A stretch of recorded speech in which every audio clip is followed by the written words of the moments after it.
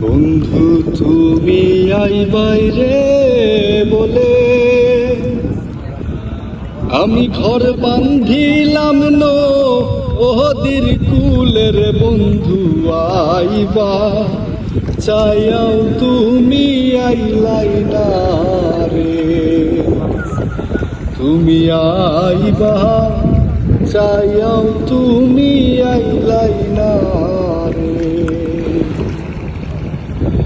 ভাদ্র মাসে গাঙ্গেরে ভাটি